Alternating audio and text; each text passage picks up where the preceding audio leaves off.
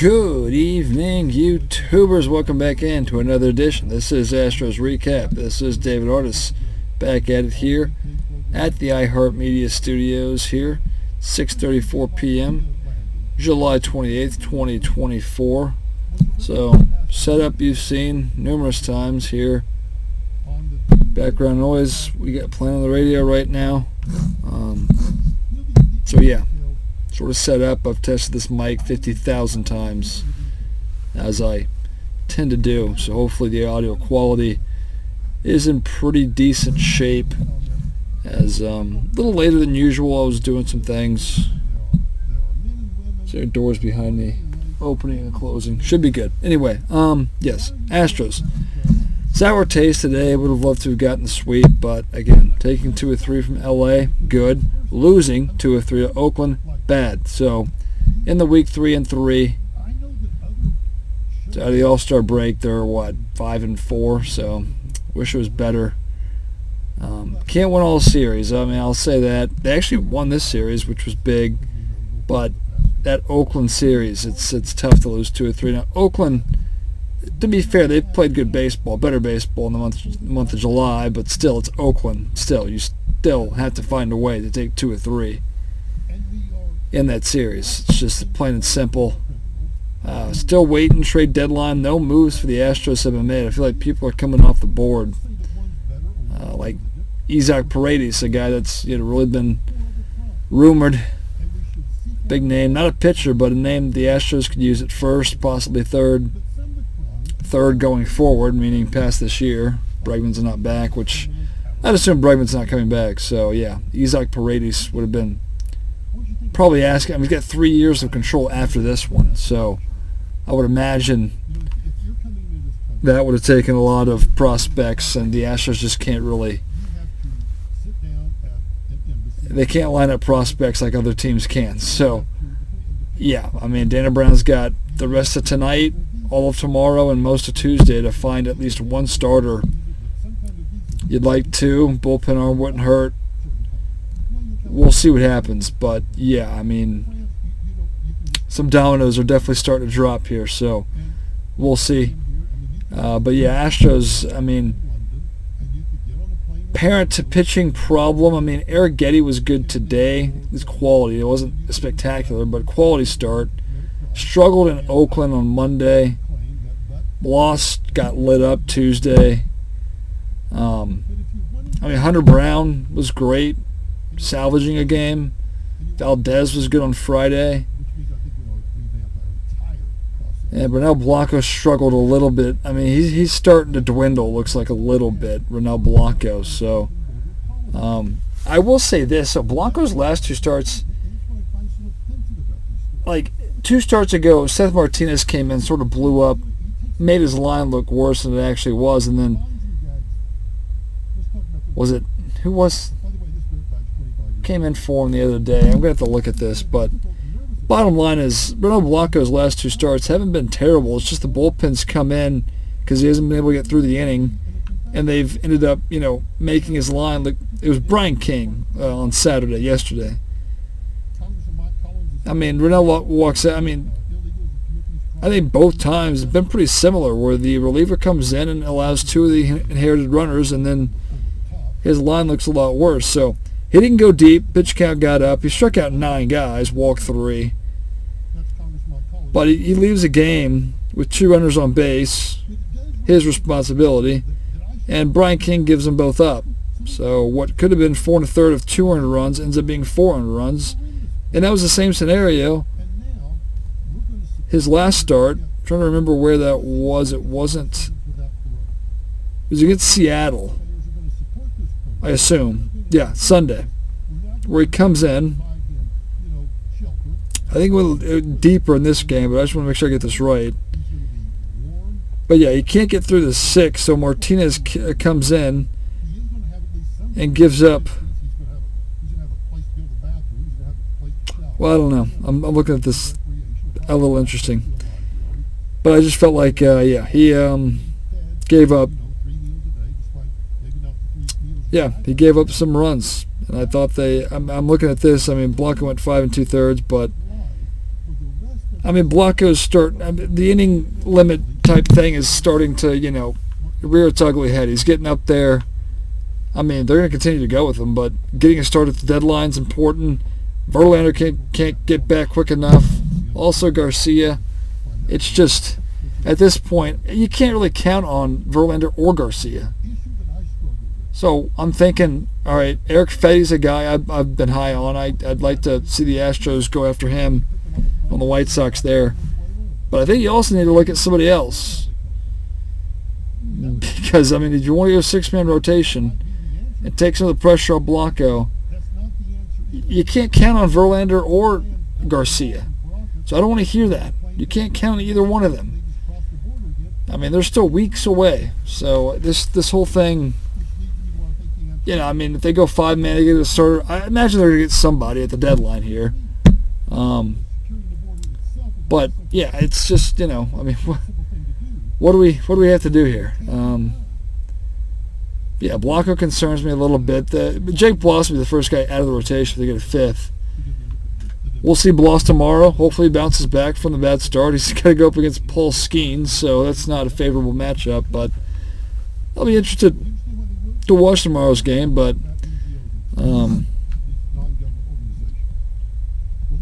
yeah, just things have been sort of neutral since the All-Star break. Now, they've won 2 big series against Seattle and LA. It's just that series in the middle there. Can't lose 2 or 3. And yeah, Seattle swept over the weekend. They've been wheeling and dealing. They got Randy Arozarena. I don't think they're done in terms of getting bats or another bat in the lineup, which is what they need. But I mean, Texas and Seattle got cupcakes of, Chicago, who's lost like 14 games in a row. It's the 13-14. I'll look at this right here. They've lost 14 straight games. So, I mean, the Rangers got them Monday through Thursday, swept them, and then over the weekend the Mariners swept them. So you didn't get a whole lot of help. Now, Texas also got swept by Toronto this weekend, so they undid all the work they did to get themselves back up. And, I mean, they're 6 games out of a wild card spot, 4.5 out of the division. Interesting to see what they do here, but they got to make a decision on what they want to do. We're back again tied with Seattle, .001 percentage point ahead of them. But again, Seattle still holds that tiebreaker, which is pretty crucial at this point in time. So, yeah, Bloss was a big disappointment. I wanted to see what he could do, but he was. I mean, let me just get you his line real quick. Didn't go deep again, but he got hit around pretty good. You can find it. He started Tuesday's game here, so see if I can get here. 4 innings, 6 hits, 5 runs, 5 earned, 4 home runs. Struck out 5, walked 1 guy. But yeah, 4 home runs, 5 earned runs in 4 innings. That's not good. So he'll get a chance at home to sort of bounce back. The Bats are going to have to find a way to do something against Paul Skeens. But yeah, still waiting on Kyle Tucker as well. Need that bat back in the lineup. Offense has been pretty good. You think about losing, 4 and getting shut out Monday, and Aledmys Diaz was back in the lineup, and he did absolutely nothing. I don't think he started since, actually. Tuesday they lose 8-2. Offense breaks out Wednesday. They win 8-1. Friday Frommer was great. Got the offense. Singleton hits a big 2-run home run. Also Bregman hit a home run. And then Saturday, big comeback win, down 5-0. That was an exciting game to be able to come back down, scoring 4 in the 6th, 2 in the 8th, and the walk-off home run by Bregman there in the 9th to come back on Saturday when things weren't looking good. But yeah, it's been a little not good to not be able to finish off that sweep. We talk about, big things throughout a year. Salvaging, even when the series win or loss has been handed to you after the first 2 games, whether it's salvaging a game or finishing off a series sweep, those are important things to be able to do. And yeah, That's been 2 of the last 3 series. Can't finish off the sweep. Now, he did salvage the game in Oakland, but salvaging a game in Oakland isn't some big victory. Yeah. 3 with Pittsburgh. Off day again Thursday. 3 with Tampa before you hit the road. Texas, Boston. I kind of want to get on. I've done this previous years on Tuesday. Tuesday night.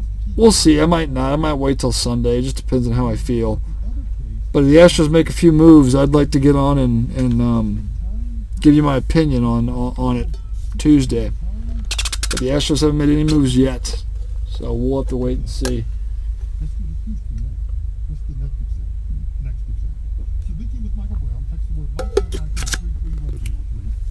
It's also funny how things, it's so crazy how when you're winning games, deficiencies, whether it's hitting, pitching, bullpen, don't seem to ever come up. And then they're just so magnified in a loss. I just thought about that a few times this week because, like, I don't know. It's crazy how that works. I mean, instantly. It goes from great win, we did so great, offense, starter, great, and then the next day it's like, this guy can't play. I don't know what Spot is thinking. You can't make this move. This guy's been... it's so crazy how things flip so instantly in the span of 18, 20 hours. But we're all victim to it. I do it myself, so I'm not going to point out other people. I do it myself. It's just crazy how often we see that, how things just change drastically.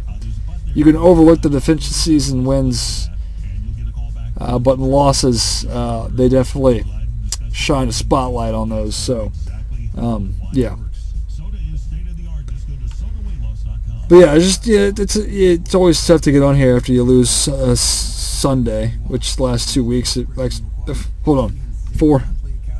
Last 4 weeks I've had to do that because they lost to the Dodgers today, Seattle last week, Texas going into the All-Star break, Minnesota before that. Last one on a Sunday was against the Mets back June 30th. So the last 4 weeks I've had to get on here. I waited a while after the All-Star break, of course, like Wednesday, Thursday, whatever day that was. Might have been Tuesday, actually. Yeah. Tuesday late night, I think it was. Minnesota quickly after that. Anyway, so yeah. Astros get to hang here, hang tight. And they got 6 more at home. So a long 9-game homestand before hitting the road. And the road trip's going to be 9 games as well. So... But yeah, I was trying to think of any of the little nuggets I can talk about. Injury front, nothing's really changed. Everything's stayed about the same. Caratini's back. I told you he'd be back that Monday. Yeah, Monday, and he came back that day. So, I mean, he's played a little bit. He's hit a home run. He's done some things. But yeah, Salazar was the obvious option to be sent back down, and Diaz got brought up Monday, and they sent Kessinger down for that, I believe. So Kessinger didn't play, period. So, but Diaz hadn't played since Tuesday or Monday, since my knowledge. I mean, he was pretty bad in that game, but they sort of did this with Marwin as well. You remember Marwin Gonzalez, who went to like the Yankees, and maybe it was he was on the Twins or not, but when they let Marwin go after the 2018, 2019 season. I think his last year was 2018, but they brought him back in 2021, and he just played a little bit, I think, and then that was it. So we'll see what they do with Diaz, but that was not a very good Astros debut at the 2024 season. He had some opportunities with runners on base to come through, couldn't do it. So Chad's been getting playing time. Low Perfido needs to do better, more. Jake Myers, average just isn't good. Same thing with some averages today. I was looking at some averages today, and just, they weren't very good. And so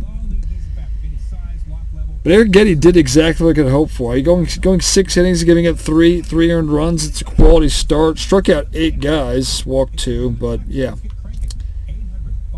And they faced a guy named River. What was his name? River Ryan. making his second career start, and you get one run and you let him strike out. Like, the Astros had some opportunities early, and when they weren't bringing those runners in and they weren't scoring runs, I knew that was going to come back to bite them. But it felt like early in the game they had some opportunities and they just couldn't, getting some walks. But yeah, they couldn't get that big base hit. So early on, and yeah, it definitely came back to bite them later. So a little bit of a scuffle, not really benches clearing or anything, but I think Joe Kelly came in, obviously, his big Saturday thing, yelling from the dugout after the Astros hit Gavin Lux. They also came up and in on Gavin Lux after a home run, which he didn't like. Caratini was quick to get out from behind the plate. There's always a little bit of bad blood, but nothing really happened. I mean, and we're not gonna see him again unless play him in the World Series or something like that. But yeah, a little bad blood, a little back and forth, but nothing big, nothing really ended up happening. Just thought it was interesting with Joe Kelly and Gavin Lux and some of the things going on today and even yesterday. So but yeah, I sort of wrapped up mainly what I want to talk about. I'm only at 16, 17 minutes, but again, I'm not gonna dive into everything game by game here. Jordan struggled a little bit. I do need to say that. I feel like he hasn't had a big knock or a big home run in a while. He's popping up a lot of pitches. It's Bregman-like. But yeah, Jordan hasn't done a lot. Altuve could be doing more. I mean, that plate appearance yesterday with the bases loaded. I mean, to swing at 3, that's what Altuve does. I mean, it's frustrating to see a first ballot Hall of Famer have at-bats like he did last night in a crucial spot where no pitch was even close, and he just swung and wailed at 3 terrible pitches, which he tends to do in some at-bats. I hate to crap on Altuve because he's a Hall of Famer. I mean, but he also gets in the box and it looks like he's never swung a bat his entire life. He's never seen a live pitcher, a major league pitcher. I mean, some at bats just look like he has no idea what the hell he's doing. No idea what he's doing. I mean, he's made up his decision. He's going to swing at everything, and you can throw pitches, 5 feet out of the zone. Doesn't matter. And that's what it looked like because that's what it was. That's what he did on Saturday in a big spot. That's frustrating. But Bregman's been all right. Alvarez struggled a little bit. Diaz has been okay. I can't get too upset with Diaz, but I still don't like him as a cleanup hitter. I just don't. I'd rather him hitting 5th, 6th, 7th, somewhere around that. Pena's been okay, but I want to get these averages here. So, yeah, Myers at 238, not good enough. Loperfido 236, not good enough. Singleton 232, not good enough. Pena at 281, I'll take it. Diaz at 288, I'll take it. Alvarez 297. Altuve 309. Bregman 254. But yeah, really, it's Singleton, it's Myers, it's Loperfido. They need to hit better. You can't have averages in the 230s. It's just not good enough. Yeah. But yeah, I read things up there again. 3-3 a week, very average. Dropping 2-3. Oakland taking 2-3 here at home against the Dodgers, and you got 6 more at home. Again, goal, win your series, go 4-2. I'll get back here Sunday and feel pretty good about that if the Astros can do that. 55-50 is the record. Tied for first place. Just barely 1.001 percentage point above Seattle. But again, that tiebreaker does matter. Very much so. But yeah, we'll wrap things up there. We'll talk to you next week.